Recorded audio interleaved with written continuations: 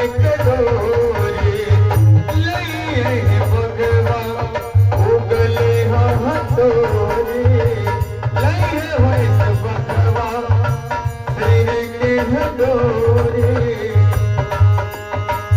होवेला पूजनवा होवेला पूजनवा माई के भगनवा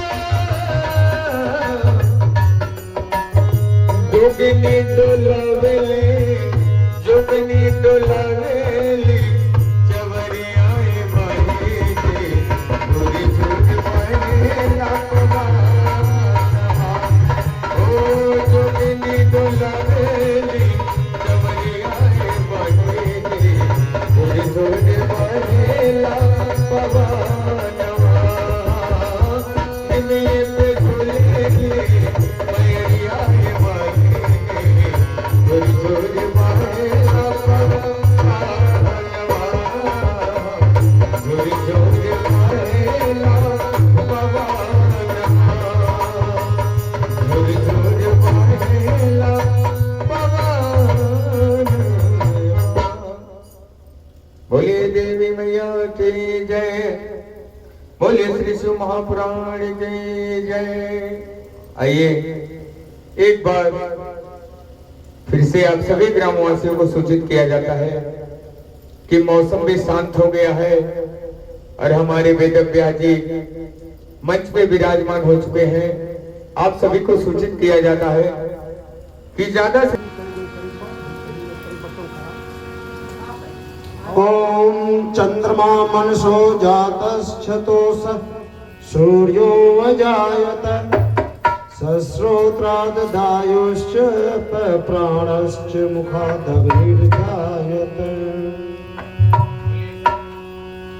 बोलिए शंकर भगवान की जय। ओम जय शिव ओंकारा स्वामी जय शिव ओंकारा ब्रह्मा विष्णु सदाशिव ब्रह्मा विष्णु सदाशिव हरता की धारा। ओम जय शिव ओंकारा एकानन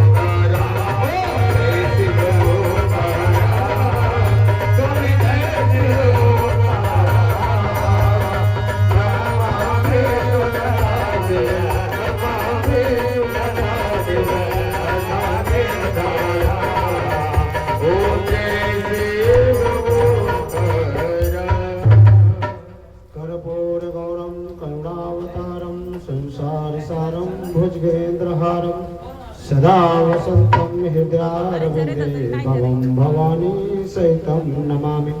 मन्दारमालाकुलितालकाय कपालमालाङ्कितशेखराय दिगम्बराय च दिगम्बराय ॐ नमः शिवाय ॐ नमः शिवाय। त्वमेव माता च पिता त्वमेव बन्धुश्च सखा त्वमेव विद्या द्रविणं त्वमेव सर्वं मम देव त्वमेव सर्वं मम देव। गुरुर्ब्रह्मा गुरुर्विष्णु गुरुर्देवो महेश्वरः गुरु साक्षात् परब्रह्म तस्मै श्री गुरुवे नमः। ओम हरि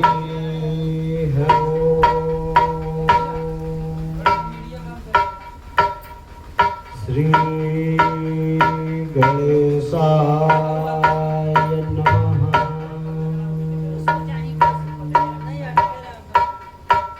श्री सरस्वती नमः। श्री गुरुचरण कमलेभ्यो नमः।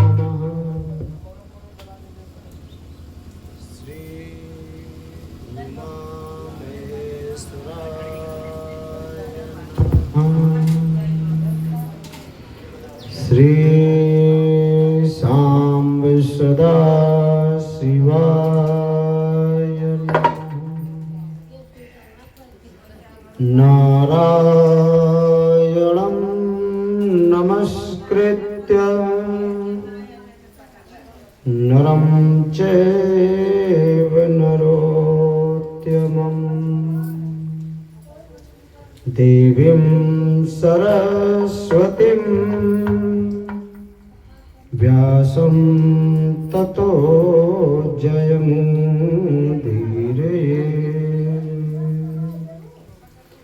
लक्ष्मीनाथ समारम्भां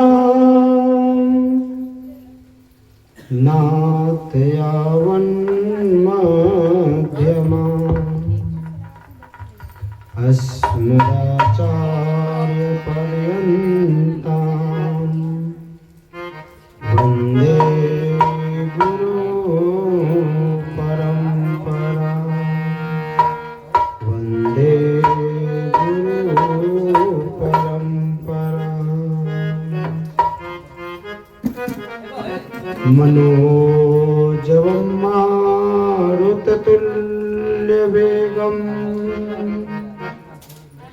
जितेन्द्रियं बुद्धिमतां वरिष्ठम्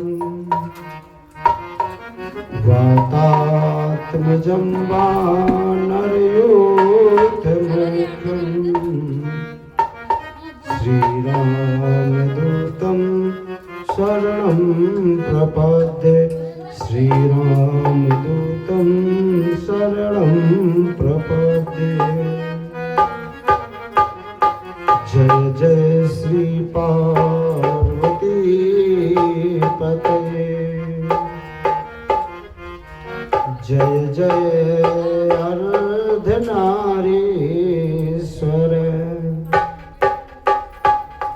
जय पशुपति महादेव प्रभु। जय जय शूलपाणि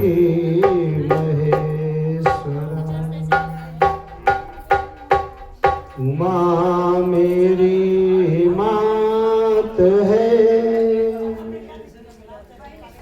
पिता मेरे भोलेनाथ।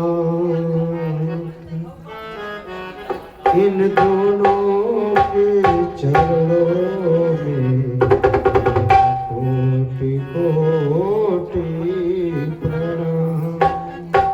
मेरा कोटि कोटि आए हैं तो लीजिए प्रेम से शिव का नाम। सब भक्तों को दास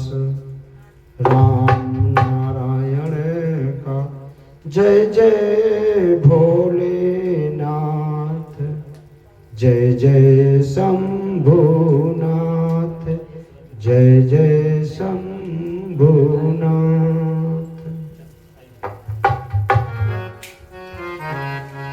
अखंड ब्रह्मांड नायक संत बलवंत हनुमंतलाल और बांगमय सांब सदाशिव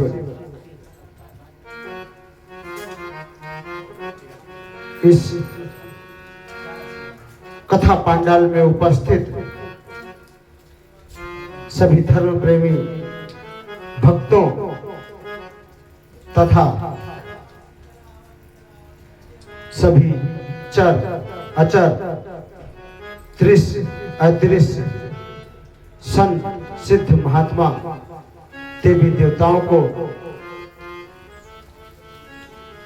व्यासपीठ से सादर नमन, कोटि कोटि प्रणाम। आप सब बड़े ही सौभाग्यशाली हैं जिन्हें शिव वांगमयी श्री शिव महापुराण कथा श्रवण का शुभ अवसर प्राप्त हुआ। भगवान देवाधिदेव महादेव सबका कल्याण करें, सभी पर अपनी कृपा दृष्टि बनाए रखें। व्यासपीठ से यही कामना करते हैं, सभी को साधुवाद देते हैं। बोलिए श्री शिव महापुराण की जय। कल की कथा में हम सबने माता पार्वती के पुत्र श्री गणेश जी का जन्मोत्सव मनाए। अब उसी कड़ी में श्री शिव महापुराण कथा को आगे बढ़ाते हुए आप सबकी मंगल कामना करते हुए आइए भजन के माध्यम से शिव कथा में प्रवेश करें। बोली शंकर भगवान की जय, बोली श्री शिव महापुराण की जय।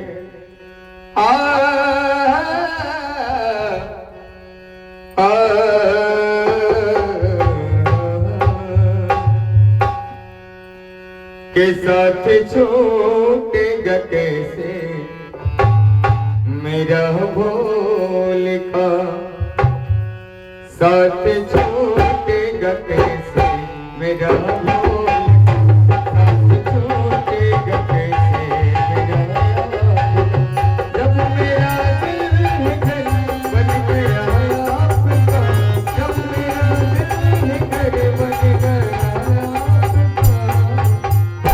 साथ छूटेगा कैसे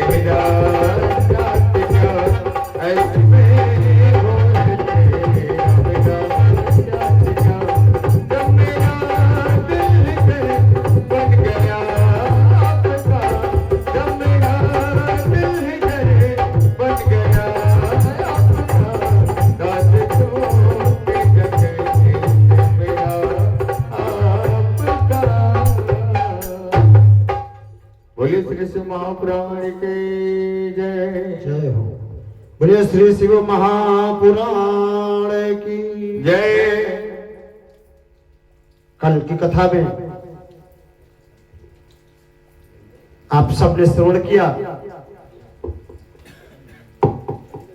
प्रभु श्री गणेश का जन्म जब मैया पार्वती जी ने अपना द्वारपाल बनाया,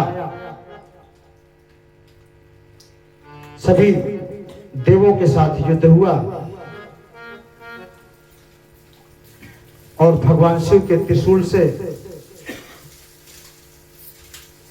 बालक गणेश का, देखिए उस समय उनका नाम गणेश नहीं पड़ा था, वो एक बालक के रूप में थे। सिर काटा गया। शिव जी के कहने के अनुसार जब मैया ने अपना उग्र रूप धारण कर लिया, अपनी 9 देवियों 9 शक्तियों का आह्वान किया।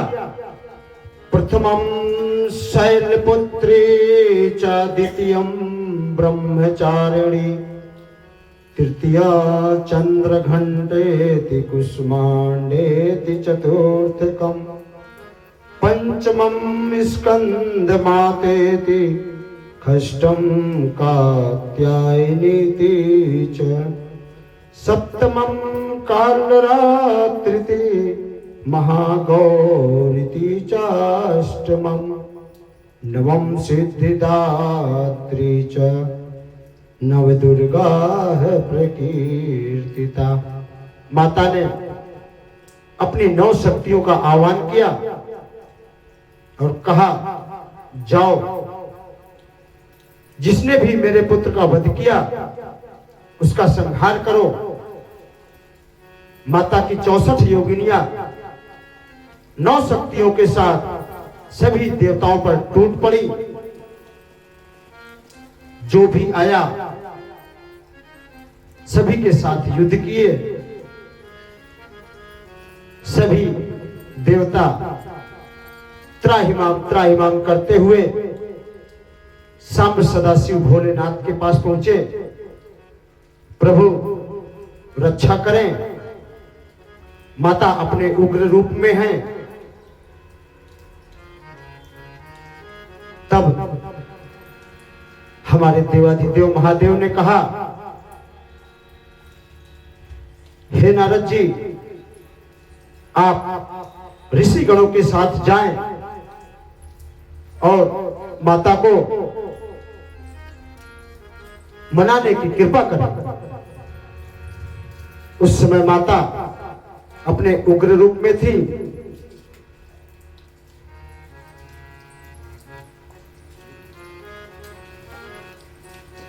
आइए माता के उग्र रूप की स्तुति करें।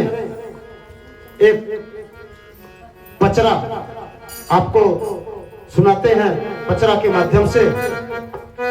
हंस के उठे भी हंस के माता, जा चंदन पर ठाड़ भवानी, देखो जटा जटा पर नरियर, आस पास नरियर के पार, कितनी के वड़ा सदा न सरवर, सरवर देखत हंस विराज, हंस गायक पहुना साज, पहुना ऊपर गाय विराज, गाय के संग में भैरव साज, भैरव सवंदन मूल विराज, अननस बननस पुण्य निवाज, धर्म ध्वजा लहराए, लहराए ओ भैया, सेवा में बाग लगाए, बाग लगाए मैया, सेवा में बाग लगाए, ओ मैया सेवा में बाग लगाए, हे भवानी सेवा में बाग लगाए, ओ मैया सेवा में बाग लगाए। जब सभी नारद मुनि सहित संतों ने स्तुति की, माता ने कहा, हे नारद, तुम बड़े ही चतुर हो। देवताओं की तरफ से तुम निवेदन करने आए हो किंतु ध्यान रखना, जब तक मेरा पुत्र जीवित नहीं होगा, मेरा क्रोध शांत होने वाला नहीं है। नारद मुनि ने आकर के महादेव से कहा, प्रभु मैया कह रही हैं कि जब तक पुत्र पुनः जीवित नहीं होगा वह शांत नहीं होंगी। सभी देवगण माता पार्वती के सम्मुख आते हैं। शिव जी ने भगवान विष्णु जी को उत्तर दिशा में भेजा, एक हाथी के शीश को काट करके ला करके लगाए और मंत्रोच्चार करके जैसे ही छिड़का वह पुत्र जीवित हो गया और हाथी का सिर, गज का सिर लगने से वह भगवान श्री गणेश के नाम से विख्यात हुए। बोले श्री गणेश भगवान की जय। सभी सुख पूर्वक अपने अपने धाम को प्रस्थान किए और बाबा भोलेनाथ मैया पार्वती सहित गणेश जी और कार्तिकेय जी के साथ कैलाश पर्वत पर विराजमान हैं। भगवान गणेश जी और स्वामी कार्तिकेय जी वहीं पर क्रीड़ा कर रहे हैं, खेल रहे हैं। आप सब सामने बैठिए तो और अच्छा लगेगा। आप सब आगे आइए, क्योंकि बहुत पीछे बैठ जाते ना तो दिखाई नहीं पड़ते। आप सब सामने बैठिए।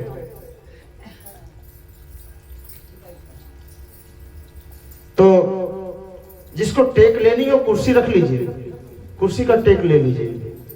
और जो नीचे नहीं बैठ पाए वो ऊपर ही कुर्सी पर बैठे, कोई दिक्कत नहीं है। कुर्सी पर बैठे, कुर्सी आगे कर लीजिए। हाँ बिल्कुल, कुर्सी का टेक कर लीजिए। कुर्सी पर बैठना है। हाँ नहीं, जिसको दिक्कत हो, घुटने कमर दर्द हो, बैठ सकता है, कोई दिक्कत नहीं।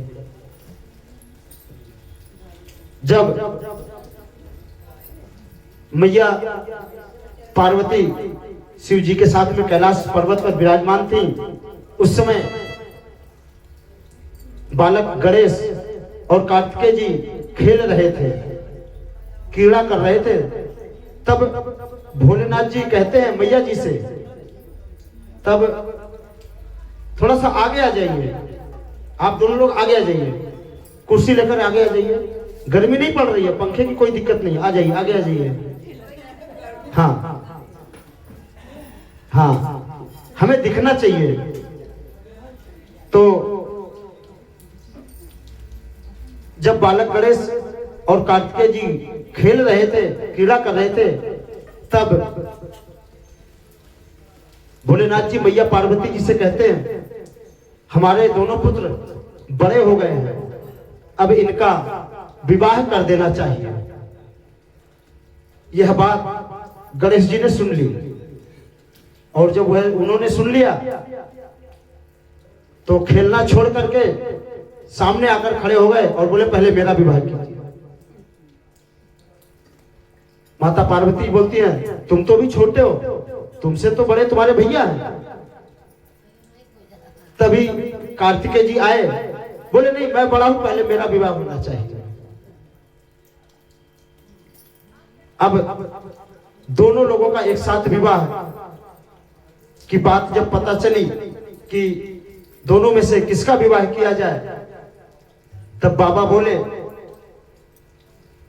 देखिए, जो सबसे पहले इस पृथ्वी के 7 चक्कर लगा के आ जाएगा, उसी का सबसे पहले विवाह हुआ। जैसे ही कार्तिकेय जी यह बात सुने, तुरंत मयूर वाहन पर बैठे और निकल दिए, पूछे भी नहीं कि कब जाना है कब नहीं जाना है, तुरंत निकल दिए। अब गणेश जी बड़े चिंतित, अब विचार करने लगे कि भैया तो अपने मयूर वाहन पर निकल गए, अब मैं क्या करूं? अगर मैं अभी निकलता हूं तो भैया तो पहले आ जाएंगे, उनका विवाह हो जाएगा, मैं तो 7 का एक चक्कर भी नहीं लगा पाऊंगा। बोले कि जो है आप गणेश जी ने विचार किया कि मेरा वाहन मूषक, मैं उस पर कितनी देर में आ सकता हूं। उन्होंने विचार किया जहां पर शिव पार्वती जी बैठे थे, उन्हीं के चारों तरफ 7 चक्कर लगा के खड़े होके प्रणाम किए।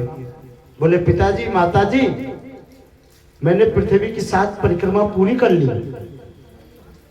बोले तुम तो यहां से गए ही नहीं, तुम्हारे भैया तो चले गए और तुम कह रहे हो कि मैंने पृथ्वी की 7 परिक्रमा लगा ली। बोले पिता आकाश से बड़ा और माता धरती से बड़ी, यह शास्त्र सम्मत है, शास्त्र में लिखा है। इसलिए मैंने आप दोनों की 7 परिक्रमा कर ली, इसलिए मेरा आकाश सहित पृथ्वी के 7 चक्कर पूरे हो गए। आपने सिर्फ पृथ्वी के परिक्रमा की कही थी, मैंने आकाश सहित पूरी पृथ्वी की 7 परिक्रमा कर ली। अगर ये गलत है तो आप बताएं।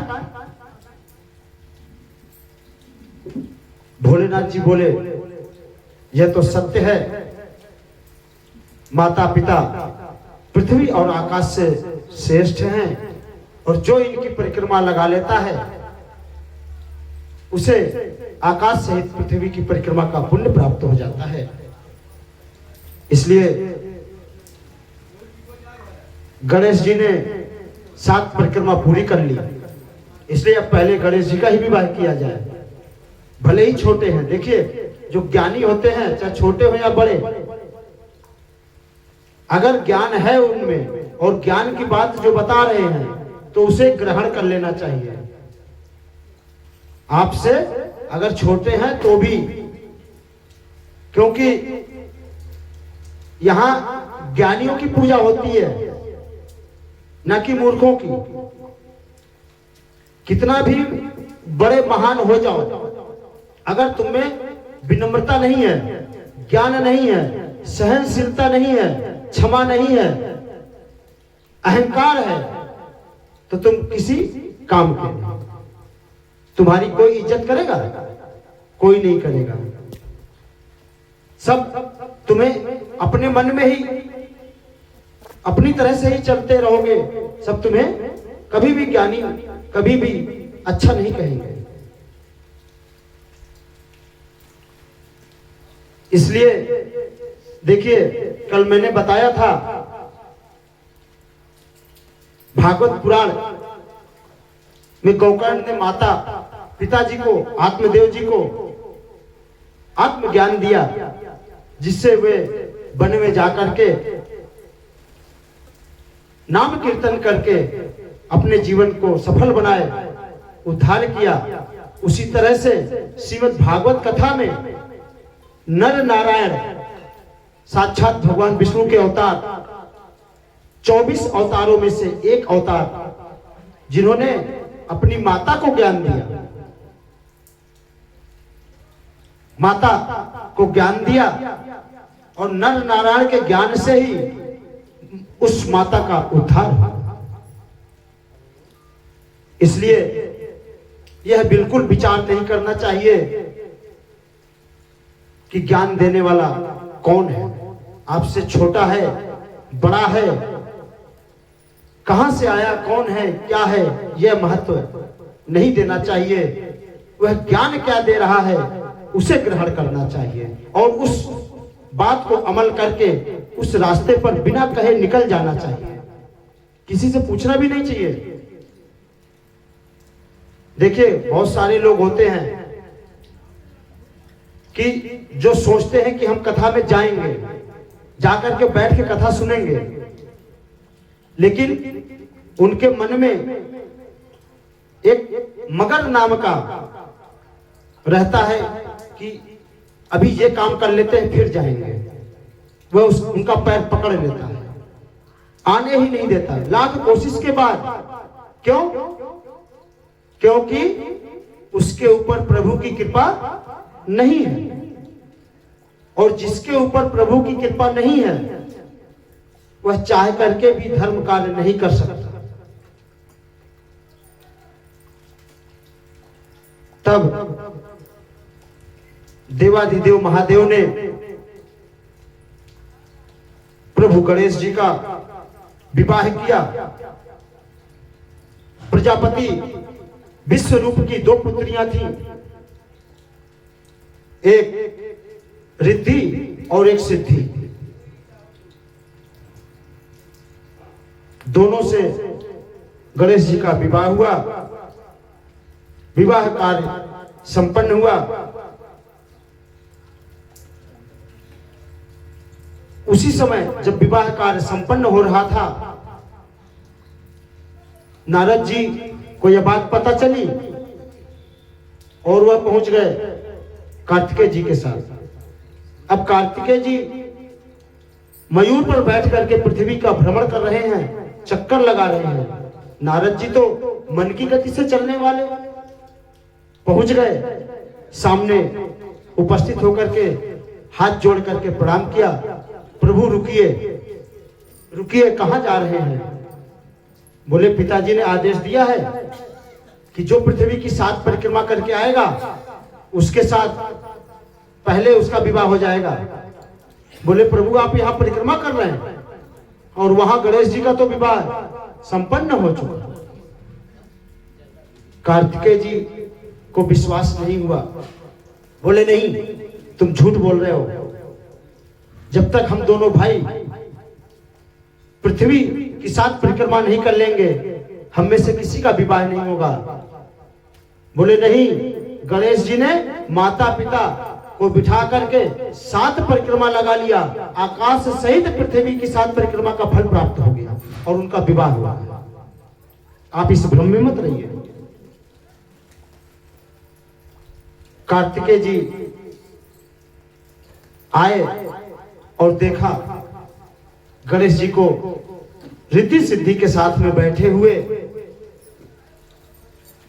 माता पिता से नाराज हो गए और बोले अब मैं कैलाश पर नहीं रहूंगा, और वो दक्षिण दिशा की तरफ चल दिए।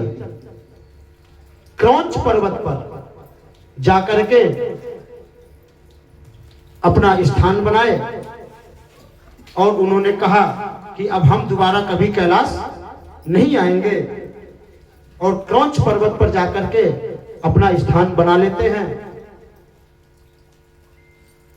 वह समय कार्तिक पूर्णिमा था, कृतिका नक्षत्र थी। जो भी कार्तिक पूर्णिमा, ये कार्तिक मास ही चल रहा है ना? कार्तिक मास चल रहा है। इसकी पूर्णिमा अभी आने वाली है। आज अष्टमी तिथि खत्म हुई, नवमी लग गई, तो इसकी जो पूर्णिमा आती है, इस कार्तिक पूर्णिमा के दिन जो उस क्रौंच पर्वत पर जाकर के दर्शन करता है, उसे कार्तिकेय महाराज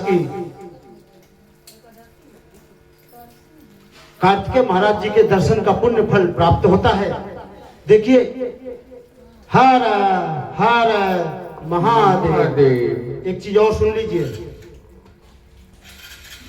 आज नवमी दशमी तिथि, अष्टमी और नवमी तिथि है। आज 2 तिथि है। शनिवार को 9:26 तक दशमी तिथि रहेगी, और एकादशी तभी लगेगी। सूर्य दशमी तिथि में उग रहे हैं। सुनिए, सूर्य दशमी तिथि में उग रहे हैं। पहले समझिए, अपने मर्जी से मत चलिए। आज अष्टमी नवमी दोनों, कल नवमी दोपहर तक, फिर दशमी लगेगी और दशमी जाएगी परसों 9:30 बजे तक। और एकादशी 9:30 बजे से लगेगी। तो जिस समय दसवीं तिथि के साथ एकादशी लगती है वह एकादशी नहीं मानी जाती। सुन लीजिए, विधवा एकादशी होती है, वह उसका व्रत नहीं करते। हाँ, अपने मन से करे तो बात अलग है, कर लो। लेकिन जो शास्त्र बता रहे हैं कि एकादशी तिथि अगर दसवीं के साथ में है, अगर दसवीं 5 बजे खत्म हो जाती है तो एकादशी मानी जाती है। लेकिन सूर्य उदय जब होते हैं, सूर्य और चंद्र की गणना से यह चलता है। जब सूर्य उदय हो गए, 9:30 बज गए और दसवीं चल रही है, तो एकादशी विधवा हो जाती है। उस समय ना तो व्रत करते हैं ना एकादशी का पूजन करते हैं। अब एकादशी अगले दिन 7:19 तक है। सूर्य भगवान 6:30 बजे निकल जाएंगे। तो सूर्य जब निकले जिस दिन, उस दिन जो तिथि थी वह तिथि पूरे दिन चलेगी। तो एकादशी तिथि रविवार को मनाई जाएगी। व्रत पूजन जो शालिग्राम भगवान के साथ माता तुलसी का विवाह होगा वह रविवार को है, क्योंकि विधवा एकादशी में वो नहीं करते। ये प्रमाण है। हाँ, अपने मर्जी से कर लो तो बात अलग की है, ठीक है। और बात आई पारण की। अब सुनिए, द्वादशी तिथि रात में ही खत्म हो जाएगी अगले दिन। त्रयोदशी सुबह सूर्योदय त्रयोदशी में होंगे, तो पारण शाम के बाद ही हो जाएगा, एकादशी के ही दिन। एकादशी सुबह 7:30 बजे 7:15 बजे लगी और एकादशी का व्रत रख के शाम को ही पारण हो जाएगा। हाँ हाँ, क्योंकि त्रयोदशी सुबह सूर्योदय में लग रहा है, इसलिए त्रयोदशी में पारण नहीं होगा, द्वादशी में ही होगा। द्वादशी रात में खत्म हो जा रही है, त्रयोदशी में अगला सूर्य उदय होगा, इसलिए त्रयोदशी में पारण नहीं होगा। पारण का विशेष महत्व है, द्वादशी में ही पारण होता है, इसलिए द्वादशी में ही पारण करेंगे। और 8 बजे, रात के 8 बजे तक, इसके बाद नहीं। देखिए, भोजन का भी नियम है। हम लोग 11, 12, 1, 2 बजे रात तक खाते ही रहते हैं, जानवर की तरह से चरते रहते हैं। जैसे गाय बैल सब रहते ना, उनको जब भी सानी डाल दो खाते ही रहेंगे। शास्त्र कहता है कि सूर्य डूबने से पहले ही खाना खा लेना चाहिए। जो आश्रमों में सिद्ध ऋषि मुनि तपस्वी रहते हैं, सब सूर्य डूबते हैं उससे पहले ही खा लेते हैं।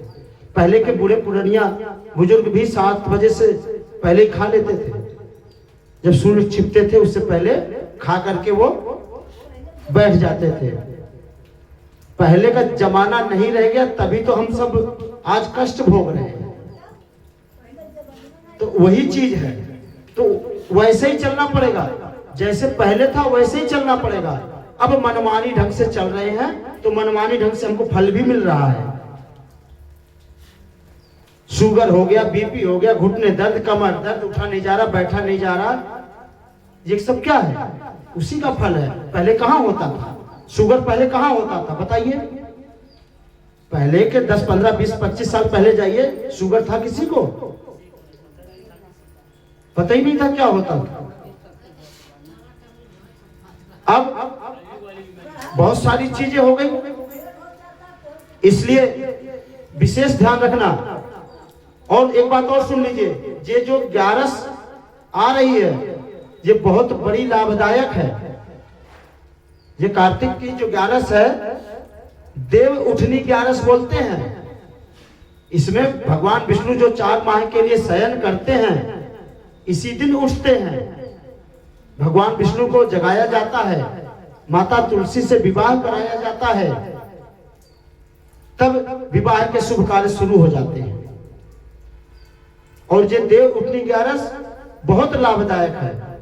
इसलिए एक बार जब भगवान वामन राजा बलि के यहां भागवत पुराण की कथा बता रहा हूं, राजा बलि के यहां जब 3 पग भूमि मांगने जाते हैं, संकल्प करने के लिए जैसे ही जल उठाते हैं, उनके गुरु शुक्राचार्य जी आकर के मना करते हैं कि तुम पहचान नहीं रहे हो इनको, ये त्रिलोकी भगवान विष्णु हैं, ये 3 पग में तो तुम्हारा सब कुछ ले लेंगे। राजा बलि बोले धन्य हूं मैं, जो भगवान स्वयं मेरे दरवाजे पर आकर के मांग रहे हैं, मैं इन्हें कैसे मना करूं। मैं 3 पग तो भूमि अवश्य दूंगा। शुक्राचार्य जी ने तुरंत श्राप दे दिया, तुम शीघ्र ही श्रीहीन हो जाओ, धन लक्ष्मी सब वैभव चला जाए। और फिर भी नहीं माने तो जो कमंडल था, कमंडल में जाकर के बैठ गए। जो टोटी लगी रहती है, जैसे ये कमंडल है, इसमें एक टोटी लगी रहती है जिससे जल गिरता है, जाके उसके मुख में बैठ गए। बोले जब ये संकल्प करेंगे जल गिरेगा नहीं, और जब जल गिरेगा नहीं तो संकल्प पूरा नहीं होगा। उसमें बैठ गए, और जब बैठ गए, जब संकल्प करने के लिए जल गिरा रहे तो गिर नहीं रहा। तो भगवान भी बड़े कौतुकी, एक सीख उठाई और उसमें डाल दिया। तो उसी समय जो शुक्राचार्य जी थे, उनकी एक आंख फूट, तब से उनकी एक आंख फूटी ही है। तब तुरंत निकल के भागे और राजा बलि ने संकल्प लिया 3 पग भूमि का। भगवान अपने शरीर को बढ़ाते हैं, विराट रूप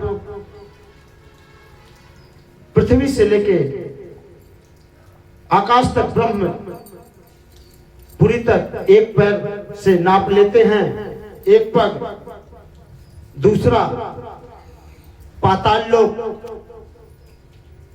सहित पूरी पृथ्वी नाप लेते हैं, तीसरा पग रखने की कोई जगह नहीं मिलती।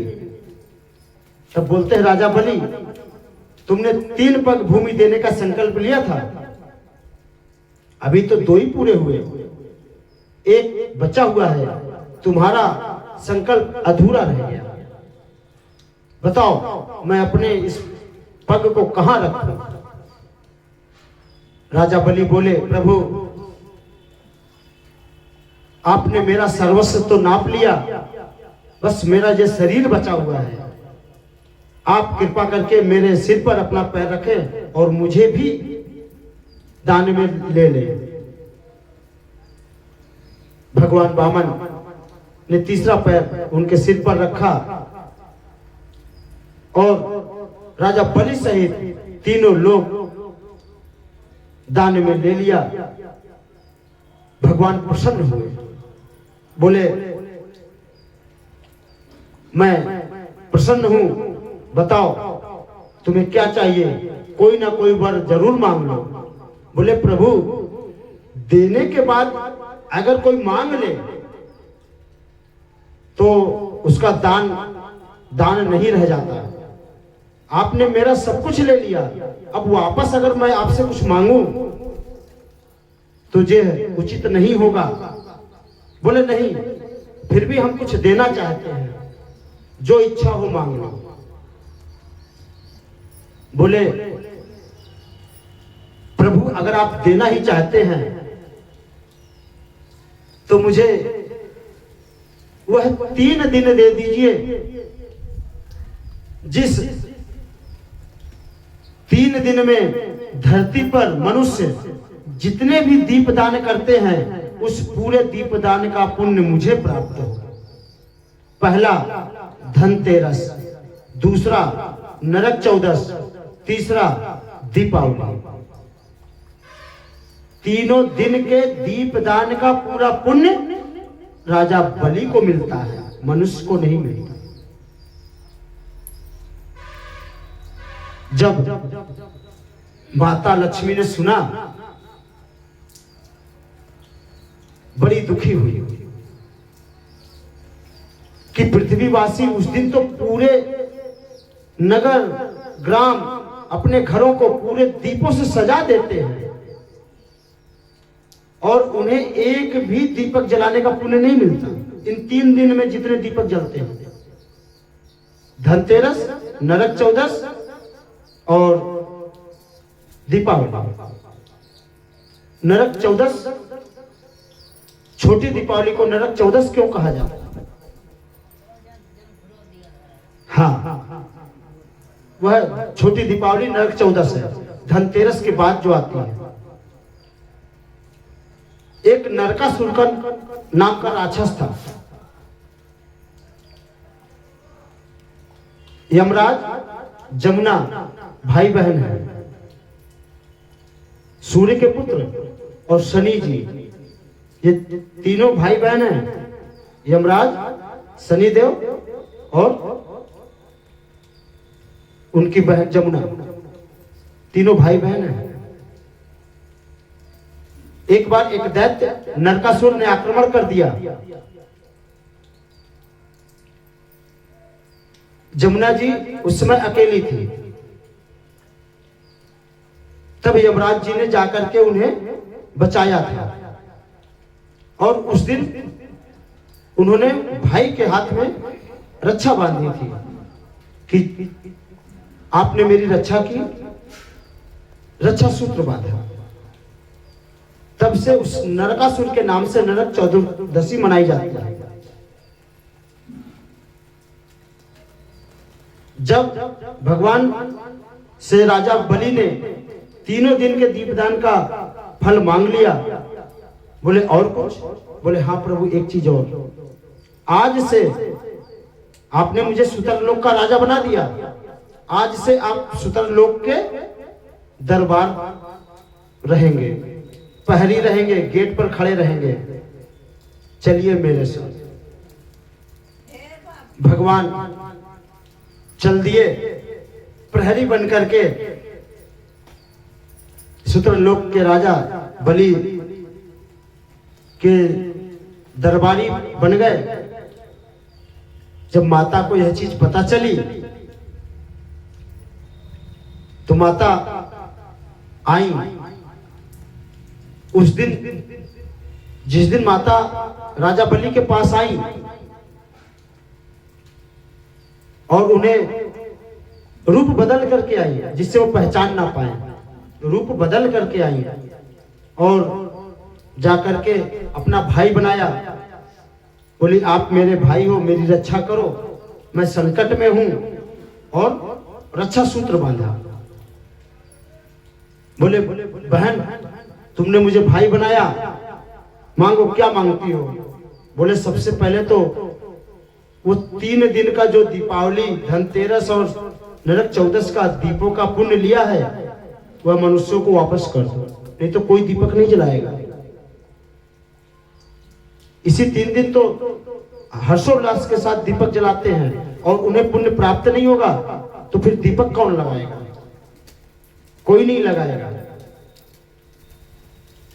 बोले ठीक है बहन, मैं तुम्हें 1 दिन देता हूं, जो भी कार्तिक के जो है एकादशी को, ये जो अभी एकादशी आ रही है, इस दिन किसी भी तालाब, नदी, पोखरा, सरोवर, जहां पर भी, या आपके घर में कुआं है, नल है, कहीं भी जल के स्रोत पर जो भी 1 दीपक लगा देगा, उसे उन 3 दिनों के दीपक लगाने का पुण्य फल प्राप्त हो जाएगा। इसलिए इस एकादशी को तालाब, पोखरा, कुआं, बावड़ी, जल का स्रोत जहां भी हो, नदी जहां भी हो, वहां जाकर के 1 दीपक अवश्य जलाएं। तब आपको धनतेरस, नरक चौदस और दीपावली के दीप का फल प्राप्त होगा, और जो ऐसा नहीं करता उसे उस दिन का फल प्राप्त नहीं होगा। यह राजा बलि से माता महालक्ष्मी ने वरदान मांगा बोली, राजा बलि बोले, बहन मैं तुम्हारे इस कल्याण हेतु, मानवों का कल्याण हेतु जो तुमने मांगा उससे मैं बहुत प्रसन्न हूं। एक वरदान और मांगूंगा। माता महालक्ष्मी बोली, ठीक है, ये तुम्हारे जो द्वार पर द्वारपाल बने हैं ना, इन्हें मुझे दे दो। बोली, ये तो माता महालक्ष्मी के पति हैं। बोले, जो भी हो, तो मैं कौन हूं अब देख लो। अपने असली रूप में आती हैं। बोले, अब तो भैया इन्हें दे दो। और उस दिन जाकर के माता ने उनको टीका किया। तो वही द्वितीया जो दीपावली के बाद का भाई दूज मनाया जाता है, वह दिन था जिस दिन माता गई थी, भाई को टीका लगाया। वही यम द्वितीया भी बोलते हैं और भाई दूज भी बोलते हैं। उस दिन माता महालक्ष्मी ने और बहन जमुना ने यमराज को और माता महालक्ष्मी ने बलि को टीका किया था, तो वह भाई दूज के नाम से प्रचलित हुआ। तब माता भगवान विष्णु जी को लेकर के अपने धाम गई। इसलिए इस एकादशी पर एक दीपक किसी भी जल स्थान पर जरूर लगाएं, तभी आपको दीपावली, धनतेरस और नरक चौदस, छोटी दीपावली का पुण्य प्राप्त होगा, नहीं तो नहीं प्राप्त होता है। राम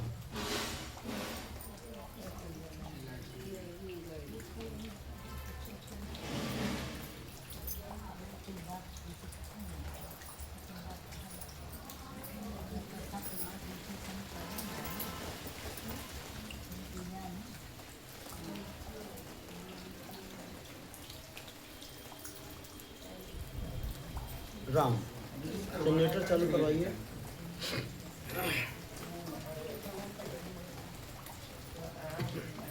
आज तो इंद्र भगवान खुश हो गए।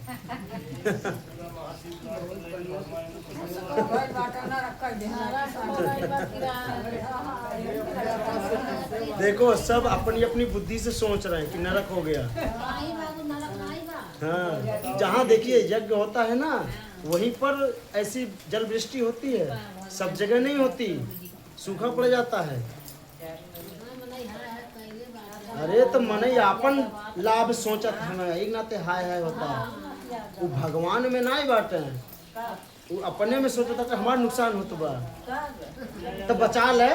अगर तुरंत में शक्ति होता है, हाय हाय कह के, हाँ वो चाहिए तब होई। हाँ बस, फिर अब उन्हीं के मर्जी छोड़ दे फिर। हाँ, अपने चाहले से कुछ नहीं होई, कितनो हाय हाय कह के माथा पटक दे। हाँ, फिर अपने कैले से कुछ नहीं होई, इस सोच के कालू भाई खाए को भगवान सभी अपने खेत में भरे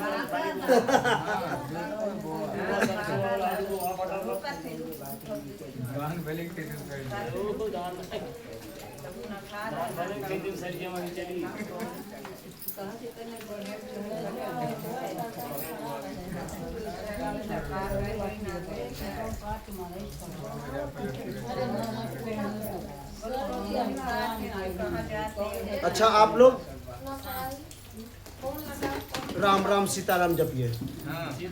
सीताराम सीताराम जपिए। अरे जनरेटर चालू करेंगे क्यों, कहा बताएं, तो पता नहीं बात। श्री राम जय राम श्री राम जय राम जय श्री राम जय राम जय जय श्री राम जय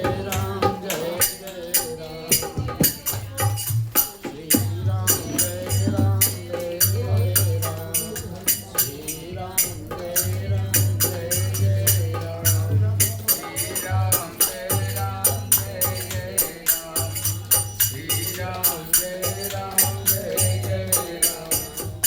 श्री राम जय राम जय जय श्री राम जय राम जय जय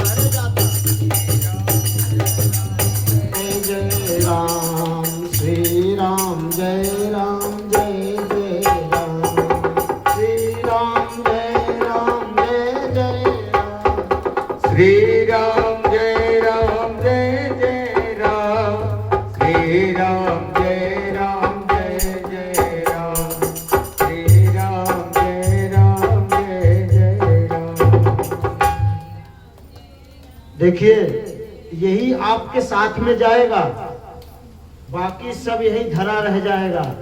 जितना बटोर बटोर के रखे हैं ना बक्से में और सब जगह, कुछ नहीं जाएगा और बता भी नहीं पाओगे कि निकाल लिया। बंद मुंह। आज थोड़े कम के लिए चांस हुआ, आज थोड़े कम के लिए चांस हुआ। हाँ, तो जितना है ना निकाल के भंडारा चल रहा है उसमें दे दीजिए, शिव महापुराण कथा हो रही उसमें दे दीजिए, यही साथ में जाएगा और बाकी सब यही धरा रह जाएगा। बता भी नहीं पाओगे, दूसरे निकाल लेंगे, खत्म। और बैंक में अगर पड़ा रहेगा ना और किसी को नामनी नहीं बनाया ना, पता नहीं चलेगा बेटे बहू को, वो चला जाएगा, सब सीज हो जाएगा। इसलिए धर्म कार्य करते रहिए और भगवान का गुणगान करते रहिए, यही साथ में जाएगा, बाकी कुछ नहीं जाएगा।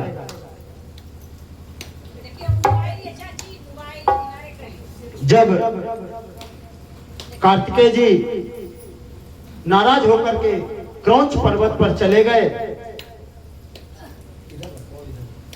इधर से आके इधर, जब भगवान शिव के पुत्र कार्तिकेय जी नाराज होकर क्रौंच पर्वत पर चले गए, वह समय कार्तिक पूर्णिमा का कृतिका नक्षत्र था।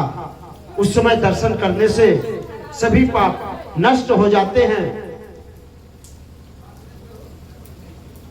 बहुत दिन हो गए, माता पार्वती बोली प्रभु कार्तिकेय जी से मिलना है, क्योंकि उनसे मिलना नहीं हो पा रहा है। इसलिए प्रभु महादेव और माता पार्वती क्रौंच पर्वत पर जाते हैं। कार्तिकेय जी कहते हैं प्रभु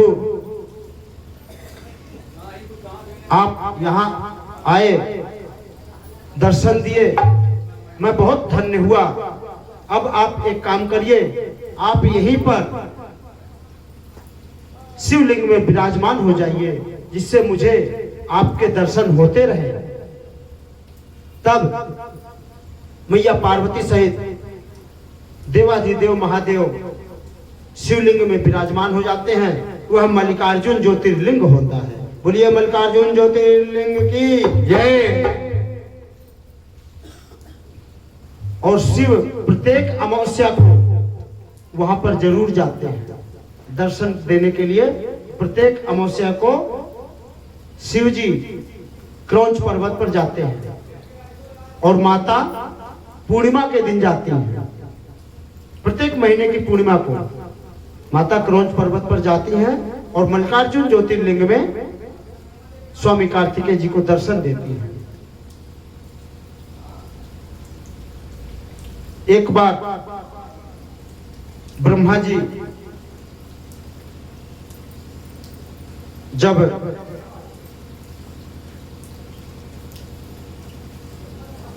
कथा श्रवण कराते हैं, नंदीकेश्वर महाराज जी, तब शौनक जी महाराज जी कहते हैं व्यास शेष महाभाग सूत ज्ञान दया निधे वद संभव वताराश्च पैर्यकाशीत साम शिवम। शौनक जी महाराज जी कहते हैं, हे सूत जी महाराज जी, आप शिव जी के अवतारों का वर्णन करें। शिव जी के अवतार जो हुए हैं आप उनका श्रवण कराइए। तब सूत जी महाराज जी कहते हैं, नंदीकेश्वर जी महाराज कथा श्रवण करा रहे हैं।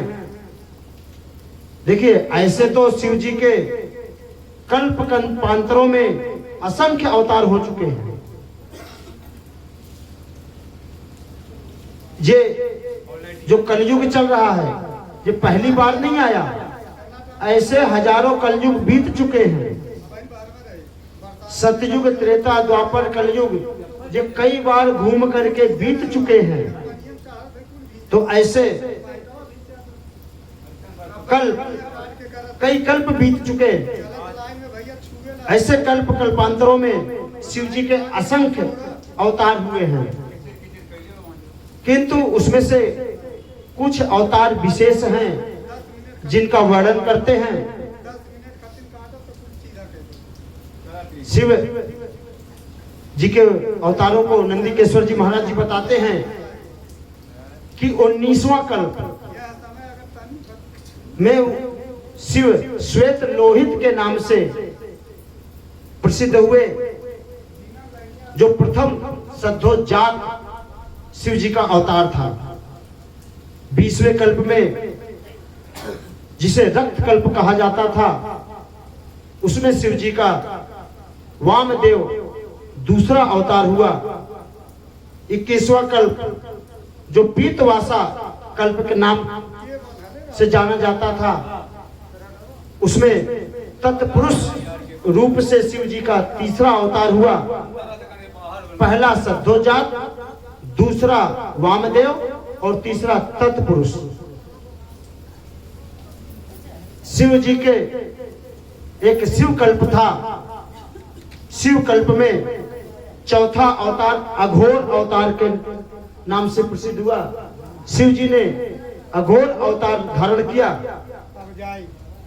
तब ब्रह्मा जी कहते हैं कि अन्य दूसरे कल्प में शिव जी के अन्य कई अवतार हुए, जिसमें से ईशान 5वां अवतार, फिर श्वेत महामुनि का अवतार, उसके बाद सुतार, दमन, सुतोत, कंकवोत, लोकाक्षी, जयगिप, दधिवाहन, ऋषभ, सिंती, तप, अत्रि, महामुनि बलि, गौतम, वेदशिरा, गोकर्ण, गुहावासी, शिखंडी, दारुक, लांगली भीम, श्वेत, शूली, मुंडरीश्वर, सहिष्णु, सोम सर्वा, लकुली आदि अवतार शिव जी के ही हुए।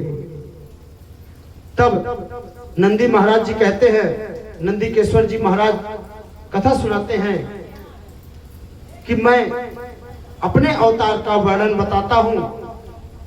शिव जी के इन अवतारों के बाद जो मेरा अवतार हुआ उसे आप सब सुने। सनत कुमार जी के पूछने पर नंदीकेश्वर महाराज जी अपना अवतार बताते हैं कि नंदी महाराज का अवतार कैसे हुआ। एक शिलाद मुनि तपस्वी थे। हर हर महादेव। एक शिलाद मुनि तप कर रहे थे। उन्होंने मृत्युहीन पुत्र को मांगा, जिसकी कभी मृत्यु ना हो। इस कारण से वह जप कर रहे थे कि मुझे मृत्युहीन पुत्र चाहिए। इसलिए उन्होंने इंद्र को प्रसन्न किया।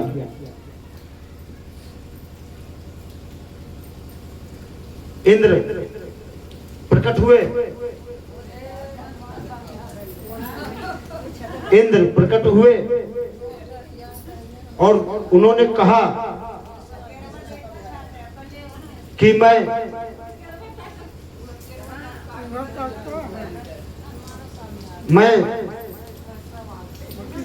ऐसा पुत्र देने में असमर्थ हूं जो जिसकी कभी मृत्यु ना हो सके। उन्होंने शिव आराधना बताई। हर हर महादेव। बैठे रहने दीजिए, बैठे रहने दीजिए, उनको भी कथा सुनने दीजिए, उनकी भी मुक्ति होगी। अगर ले भी गए तो भोग लग जाएगा हनुमान जी को। साक्षात हनुमान जी प्रकट हुए हैं। बस ये है कैमरे का ध्यान रखना, गिरे नहीं। तब उन्होंने देव इंद्र ने शिव जी की आराधना बताई। वो आ रहे हैं। शिव कैमरा उठाकर इधर रख दीजिए।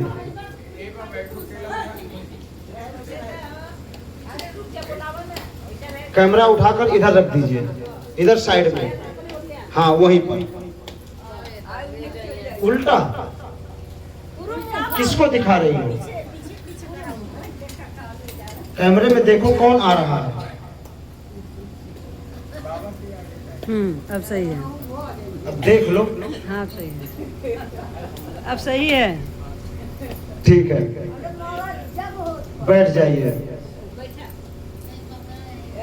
शिव जी की तपस्या की शिलाद मुनि ने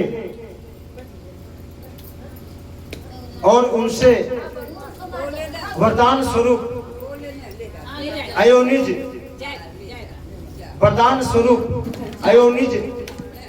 पुत्र मांगा।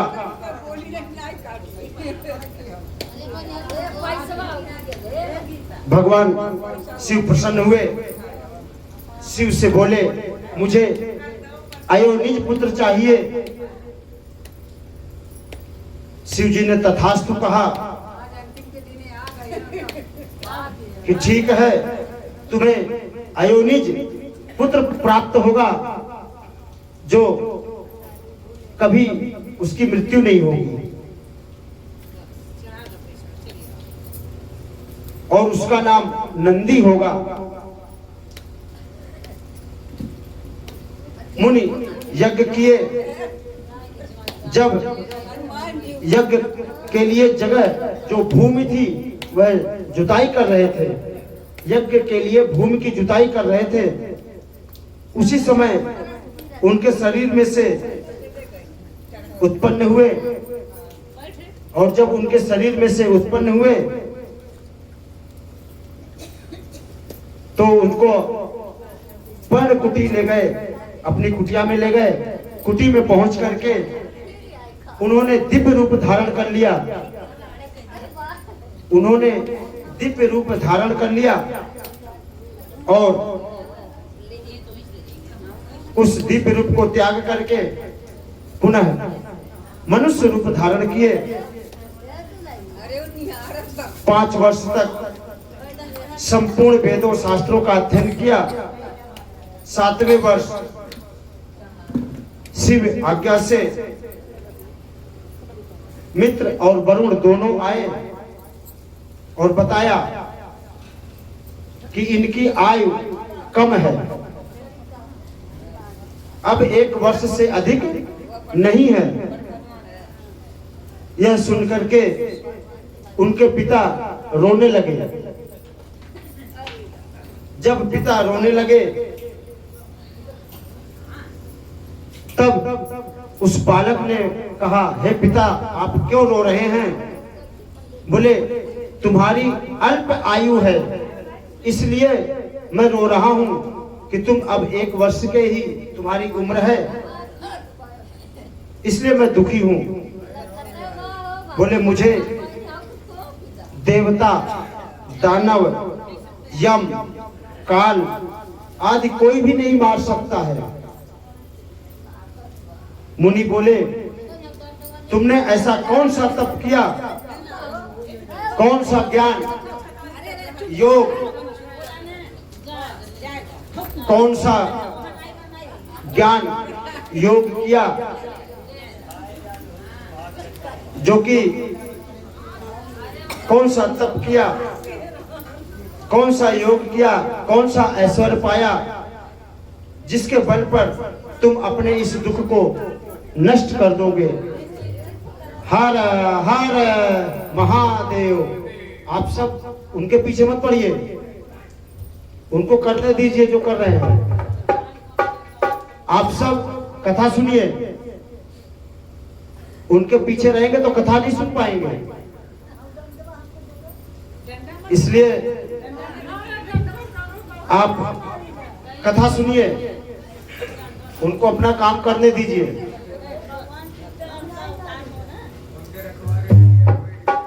हाँ वो बैठ गए हैं भैरव जी, अब वो रखवाली कर रहे हैं। इसलिए बोले ना तो मैं तप करूंगा और ना तो कोई विद्या प्राप्त की है जिससे मृत्यु को हटा सकूं। जन्म लिया है तो मृत्यु निश्चित है, लेकिन भजन पूजन नाम जप से जीत लूंगा। देखिए आज के समय में बाबा गोस्वामी दास तुलसीदास जी ने लिखा है,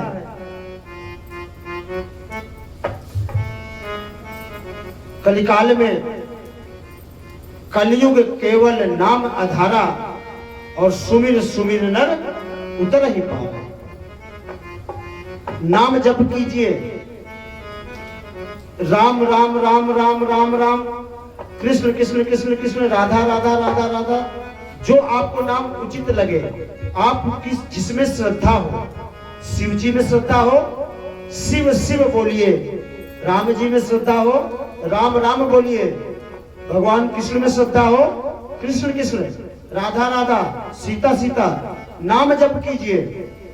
अगर गुरु मंत्र लिए हैं तो ठीक है, गुरु जी का मंत्र 1 माला 2 माला 3 माला जितना गुरु जी ने बताया उतना करिए। उसके बाद दिन भर जिस भगवान में आपकी आस्था हो, सब एक ही है, शिव ही राम है, राम ही शिव है, शिव ही कृष्ण है, कृष्ण। एक चीज और बता दूं, आप लोग ने कभी सुना नहीं होगा, याद आ गया। राधा रानी कौन है और भगवान श्री कृष्ण कौन है? अच्छे से सुन लीजिएगा, देवी भागवत में लिखा हुआ है,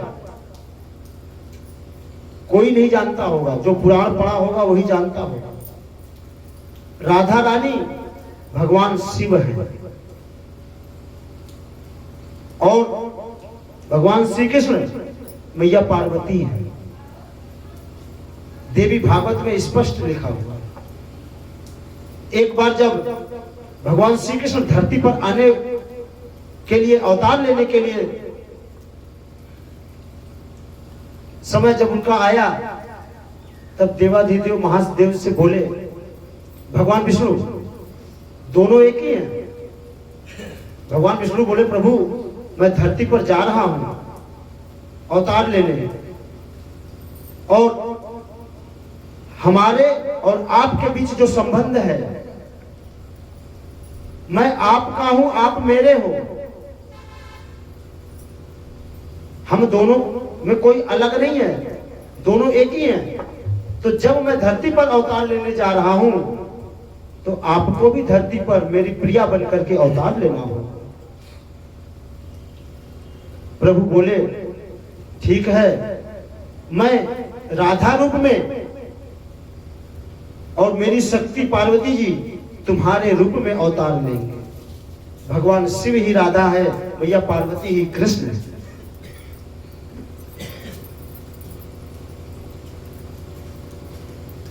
चाहे राम जपिए, कृष्ण जपिए, राधा जपिए, शिव जपिए, सब एक ही है।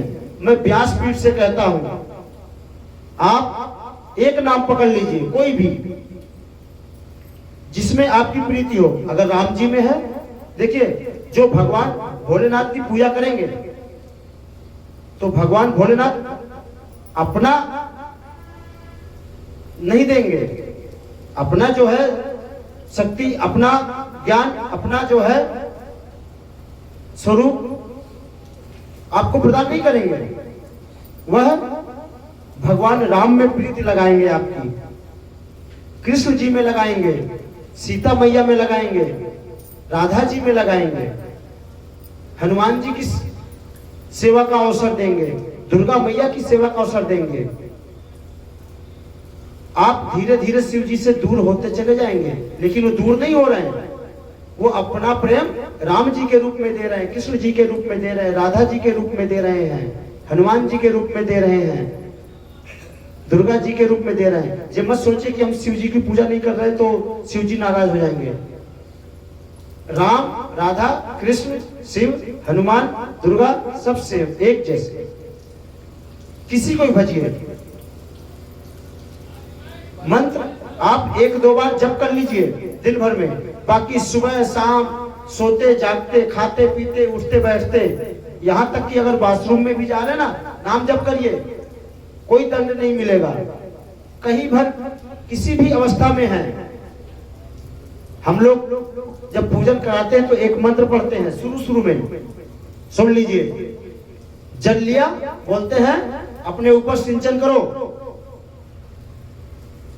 ओम पवित्र अपवित्र पवित्रो वा सर्वावस्थाम गतो पिवा, यह समरेत पुंडरीकाक्षम सह बाह्याभ्यंतरः शुचि, पुनः पुंडरीकाक्षम पुनातु, पुनः पुंडरीकाक्षम पुनातु, पुनः पुंडरीकाक्षम पुनातु।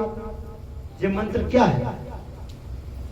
श्रीमद् भागवत कथा में स्पष्ट लिखा हुआ है।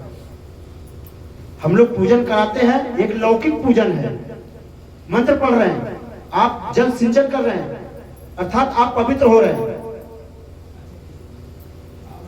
ये एक लौकिक पूजन है, ये बिल्कुल नहीं है, स्पष्ट है, व्यासपीठ से बोल रहा हूं। वो अपवित्र है। अगर व्यक्ति अपवित्र है, ओम अपवित्र है, सब पवित्र है, पवित्र हो या अपवित्र हो, या सर्वावस्था गतो पिवा, किसी भी स्थान पर हो, मरघट पे हो तो भी, पवित्र स्थान पर हो तो भी, किसी भी अवस्था में हो, ओम अपवित्र पवित्रो वा सर्वावस्थाम गतो पिवा, यह समरेत पुंडरीकाक्षम, जो भी भगवान पुंडरीकाक्ष, भगवान शिव, राम, दुर्गा, हनुमान जी, किसी का भी नाम जपता है,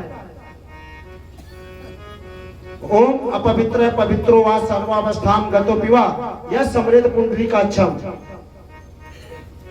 बाह्याभ्यंतर, बाह्य पहाड़ और अंदर से पवित्र है, पुनः पुनः पुनः पुनः पुनः पुनः, वो बार बार ही पवित्र है। लोग जल छिड़कते सोचते हम पवित्र हो रहे हैं, मन में कुविचार भरे हुए हैं, छल कपट भरा हुआ है, नजर गलत है, वाणी गलत है, और जल छिड़कने से पवित्र नहीं हो जाएगा। विचार शुद्ध होने चाहिए, नजर शुद्ध होनी चाहिए, पाप नजर से प्रवेश करता है, नजर शुद्ध होना चाहिए, तभी विचार शुद्ध होगा, और जब विचार शुद्ध होगा तभी हमारे कर्म शुद्ध होंगे। केवल मंत्र पढ़ के जल छिड़क लेने से पवित्र नहीं हो जाएगा। आप नाम जप करें, कोई भी नाम जप करें, एक नाम पकड़ लीजिए, आज से ये गारंटी है, आज से कुछ भी नहीं आता, मत करो, राम राम राम राम राम राम राम राम राम राम राम राम जपते रहो। महाकवि कालिदास को सभी जानते हैं, उल्टा नाम जपत जग जाए। मरा मरा मरा मरा करते करते उन्होंने रामायण लिख दिया, उल्टा नाम जपत, मरा मरा कहते विद्वान हो गए। तो अगर आप सीधा बोलेंगे राम राम तो क्या आपको ज्ञान नहीं होगा, आपकी बुद्धि निर्मल नहीं होगी। देखिए, एक मैं आपको बता दूं, रामचरितमानस में बाबा गोस्वामी तुलसीदास जी ने लिखा है, ध्यान से सुनिएगा, रामचरितमानस में ढूंढवा लीजिएगा, नहीं तो यूट्यूब पर कथा चल रही है, दोबारा सुन लीजिएगा और कागज पे लिखवा लीजिएगा। जनक सुता जग जननी जानकी, अतिशय प्रिय करुणा निधान की,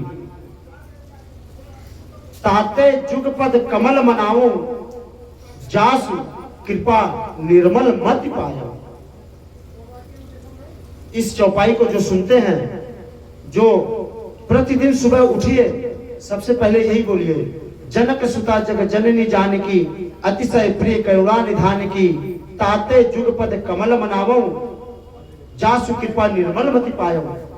भगवान श्री राम का आपके हृदय में वास हो जाएगा, ये व्यासपीठ से गारंटी है। याद कर लीजिए, नहीं याद हो तो सुनिए।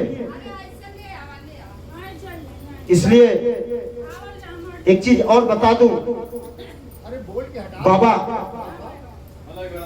गोस्वामी तुलसीदास जी ने,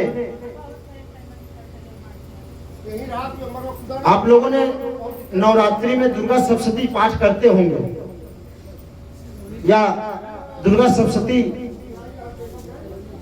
पाठ किया जाता है 9 दिन 9 दुर्गा में। तो दुर्गा सप्तशती के संपूर्ण पाठ का फल एक श्लोक में बाबा ने लिख दिया।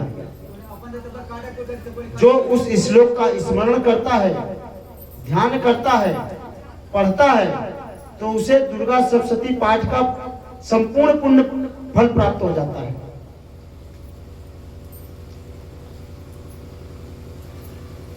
आइए हम सब उसको गाएं।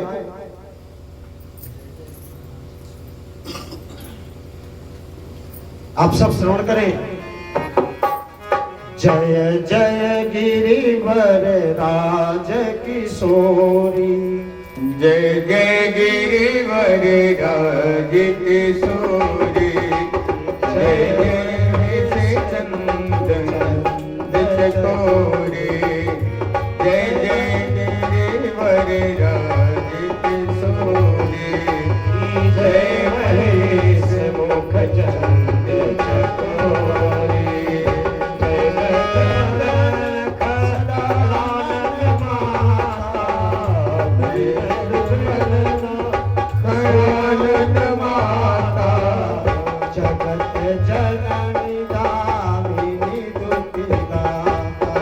जगत जननी दामिनी दुखदाता, नहीं तब आदि मध्य अवसाना, नहीं तब आदि मध्य अवसाना, अमित प्रभाव वेद नहीं जाना, अमित प्रभाव वेद नहीं जाना, भव विभव पराभव कारिणी, भव भव विभव पराभव कारिणी, सभी मोहिनी सबस बिहारिणी, कहे मोहि सबस बिहारिणी, जय गिरिवर राज किशोरी, जय गिरिवर राज किशोरी, जय महेश मुख बाबा गोस्वामी तुलसीदास ने संपूर्ण दुर्गा सप्तशती का सार इस चौपाई में लिख दिया। जो सिर्फ इसी चौपाई का पाठ करता है उसे दुर्गा सप्तशती पाठ का संपूर्ण फल प्राप्त हो जाता है। जय जय गिरिवर राज किशोरी, जय महेश मुख चंद्र चकोरी, जय गज बदन सदानन माता, जगत जननी दामिनी दुति गाता, नहीं तब आदि मध्य अवसाना, अमित प्रभाव वेद नहीं जाना, भव भव विभव पराभव कारिणी, विश्व विमोहिनी स्वबस बिहारिणी। ये उस समय की चौपाई है जब माता सीता जी श्री रामचंद्र जी को पुष्प वाटिका में देखने के बाद माता गौरी के पास आशीर्वाद लेने जाती है। बाबा ने संपूर्ण दुर्गा सप्तशती के पाठ का सार बताया कि इसका कीर्तन भजन पूजन जप से दुर्गा सप्तशती का संपूर्ण फल प्राप्त हो जाता है। इसलिए आज से ही आप लोग शुरू कर दीजिए। जो भी नाम आपको प्रिय लगे, राम राम, शिव शिव, सीता सीता, राम राम, कृष्ण राधा राधा, जो प्रिय लगे आज से जपना शुरू कर दीजिए। गुरु मंत्र 1 माला 2 माला 3 माला जैसे गुरुजी ने बताया वैसा करिए। बाकी नाम जप कीजिए।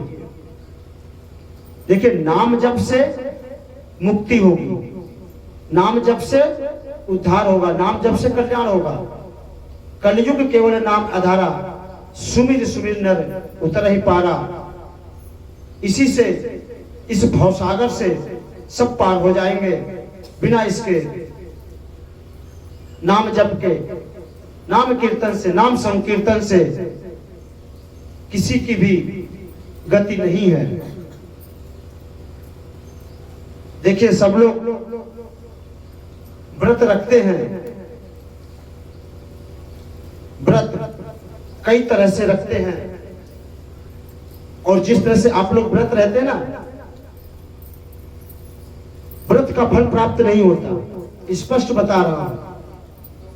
हमारे दादा गुरुजी कहते हैं कि जो किसी भी व्रत में आज तक जिसने जितने भी व्रत करे, किसी भी व्रत में अगर चाय पी ली तो व्रत खंडित, फिर खाना खा लीजिए। व्रत में चाय पीते ही नहीं है। व्रत में चाय पिए तो व्रत खंडित, फिर खाना खा लीजिए, क्योंकि भगवान को भजना है, चाहे खाना खा करके भजिए या बिना खाए भजिए, आपकी मुक्ति निश्चित है। नाम जप करिए, खूब भरपेट खाना खाइए, कोई व्रत मत करिए। राम राम राम राम, शिव शिव शिव, सीता सीता, राधा राधा जपते रहिए। सुबह शाम उठते सोते जहां भी जिस स्थान पर हैं नाम जप करते रहिए, व्रत मत करिए। कोई भी पूजा पाठ कुछ भी अगर नहीं बनता मत करिए, नाम जप करिए, आपकी मुक्ति निश्चित। अगर व्रत रह करके और भूख का ख्याल आ गया, कितनी जल्दी कल हो जाए, भूख लग रही है, अगर भूख का एहसास हो गया तो भी व्रत खंडित। इससे अच्छा भोजन कर लिया जाए। और आजकल की माताएं बहनें तो व्रत बहुत अच्छा करती हैं। सुबह उठेंगी, जो भी बना, जैसे भी बना, पूजा पाठ कर लिया, उसके बाद चाय और मूंगफली दाना, आलू चिप्स, आलू उबाल दो, सिंघाड़े का आटा, क्या क्या, साबूदाना खिचड़ी, ये सब पूरा भर पेट आ जान दो। जय सीताराम। खाते रहो, खाते रहो, खाते रहो, खाते रहो। और है क्या, हम व्रत हैं। अरे इससे अच्छा तो व्रत छोड़ दो, खाना खा लो। व्रत कैसे रहा जाता है ये सुन लीजिए, तभी वह व्रत फलीभूत होता है। लोग कहते ना कि हम इतनी उम्र बीत गई, खूब व्रत रहे, खूब पूजा पाठ की, क्या भगवान हमको उसका फल नहीं दे रहा?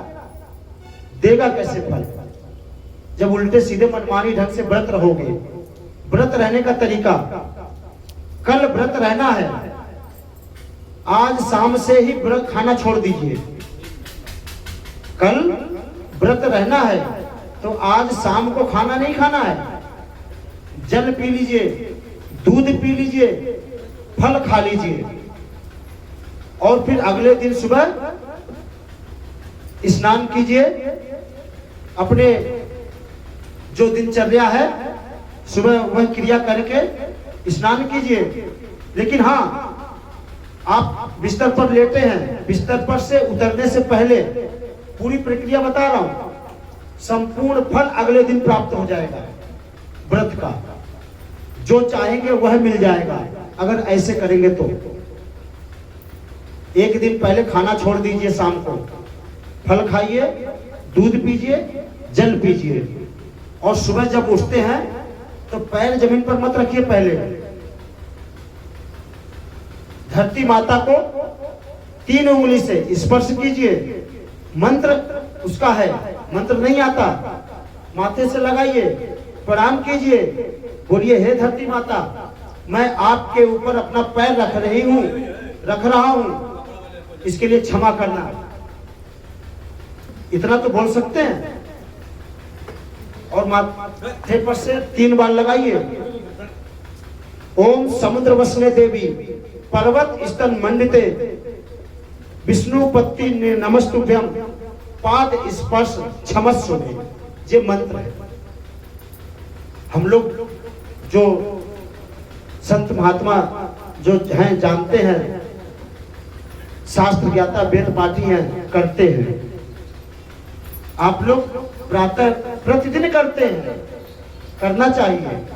धरती माता के ऊपर पैर रखने से पहले उनसे क्षमा मांगना चाहिए कि हम आपके ऊपर पैर रखने जा रहे हैं, इसके लिए हमें क्षमा करें। इसके बाद बैठ जाइए अपने आसन पर, पैर मत रखिए, बैठ जाइए और सुनिए। प्रातः काल 4 बजे से, 3 बजे से नहीं कह रहा हूं, 4 बजे से कम जग जाइए। 4 बजे जगना अनिवार्य है, तो ही व्रत फलीभूत होगा। ये नहीं 7 बजे 8 बजे तक सो रहे हैं और नहा करके पूजा करके व्रत शुरू कर दिए, बिल्कुल नहीं होगा। 4 बजे उठ जाइए, दोनों हाथ आगे बढ़ाइए, हाथ में ओम कराग्रे वस्ते लक्ष्मी, कर मध्य सरस्वती, कर मूले तो गोविंदम, प्रभाते कर दर्शनम। नहीं आता, हाथ सामने कीजिए, माता लक्ष्मी, माता सरस्वती और नंद नंद गोपाल का ध्यान कीजिए, दर्शन कीजिए और अपने हथेलियों को मस्तक से लगाइए। ये दूसरा कर्म। उसके बाद देखिए, जिन लोगों की नींद 4 बजे अपने आप खुल जाती है बिना अलार्म के, 4 बजे से 6 बजे के बीच में जिनकी नींद अपने आप खुल जाती है, बहुत भाग्यशाली है। ये समझ लीजिए, बिना अलार्म के। ये नहीं अलार्म लगा दिया, सिरहाने रखा, बजते जा रहा, हम चद्दर तान के सो रहे। बिना अलार्म के अपने आप नींद खुल गई, बहुत बड़े भाग्यशाली हैं। किसी कारण से भी खुले। कभी कभी ऐसा होता, हम सपना देख रहे हैं और सपने में हमें बाथरूम लगी हुई है, या ऐसे ही तुरंत नींद खुल गई और हम आंख खुल गई, उस समय उसके बाद फिर सोए ना, वह संकेत है भगवान का कि अब तू उठ जा। ये मैंने संकेत दिया तुम्हारे शरीर के माध्यम से कि अब तू उठ जा। और उस समय उठ करके भगवान का ध्यान करें। 5 मिनट 10 मिनट जो भी बैठ सकते हैं, ओम का उच्चारण करें।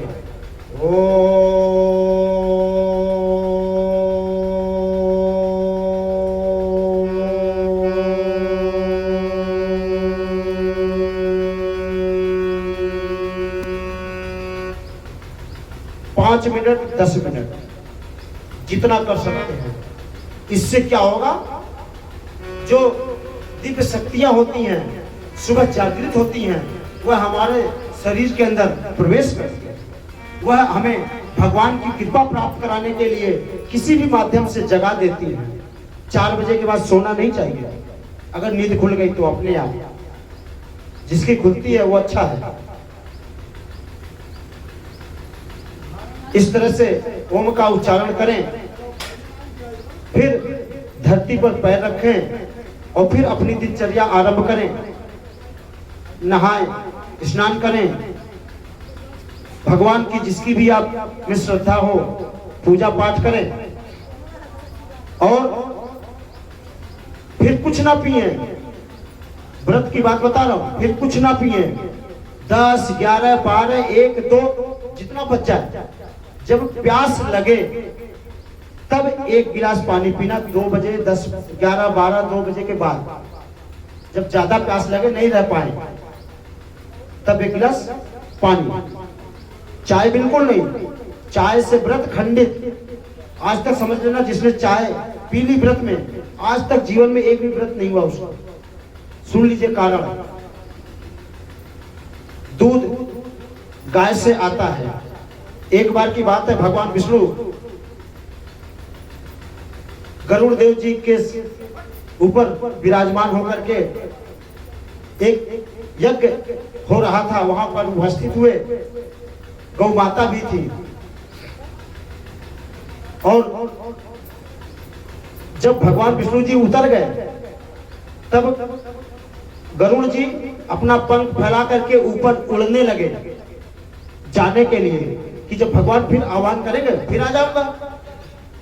उस समय उनके पंख का स्पर्श गौ माता से हो गया, पंख गौ माता को लग गया, जिससे खून की कुछ बूंदें जमीन पर गिर गई और उसी से चाय की उत्पत्ति हुई। ये जो चाय हम लोग पीते हैं, ये गौ माता के खून से बने पौधे से उत्पत्ति से है, और व्रत में पी लेने से खंडित हो जाता है। पीना तो नहीं चाहिए कभी भी, लेकिन व्रत में तो पीना ही नहीं चाहिए चाय। आज तक एक भी व्रत सफल नहीं। ये गौ माता गौ हत्या के बराबर होता है, इसलिए व्रत में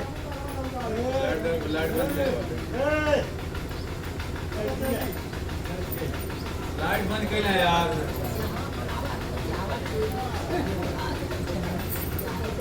लाइट दे काय बंद यार। अरे यार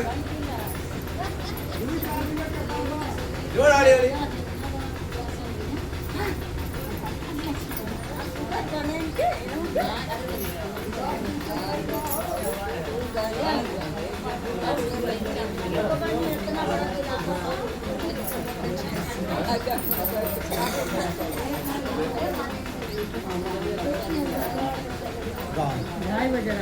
हर हर महादेव।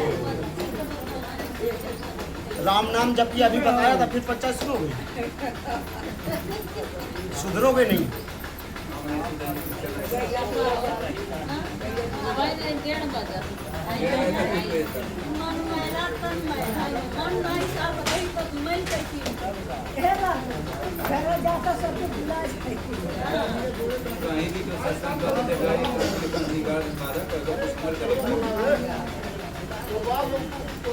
लाइट जलाओ। राम नाम जपिए, पंचायत मत कीजिए। श्री राम जय राम जय जय राम।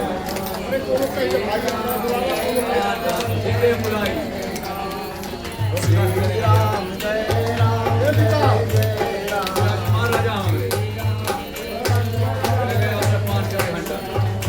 श्री राम जय राम जय जय राम।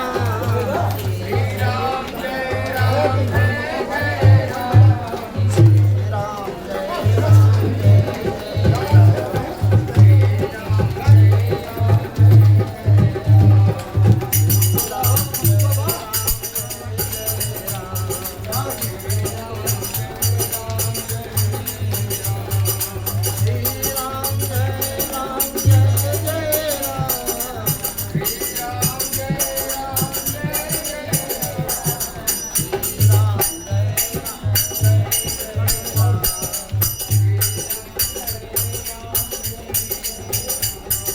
राम जय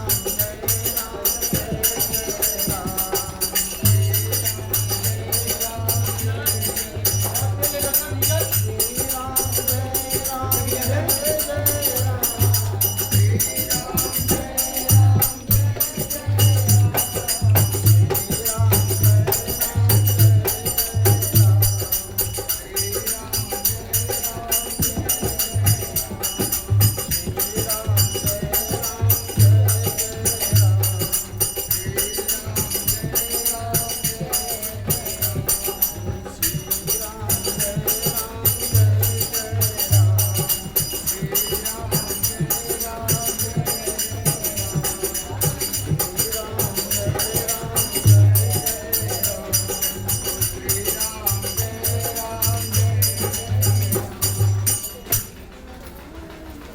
लाइट चालू करवाओ जल्दी से, हमने 3 बज गया।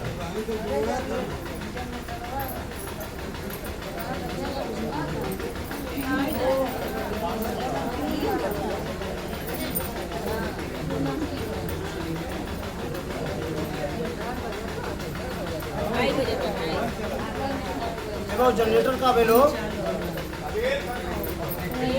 खत्म हो गया। जब खत्म हो गए तब रखा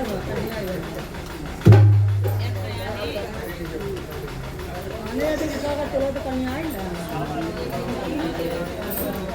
नहीं खड़ा।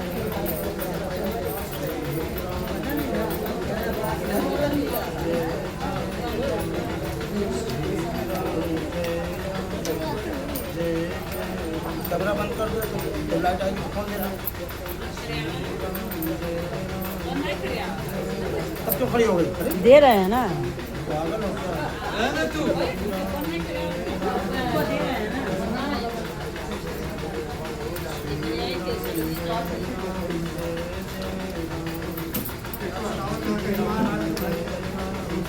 कैमरा बंद कर दो, लाइट आए तो खोलना।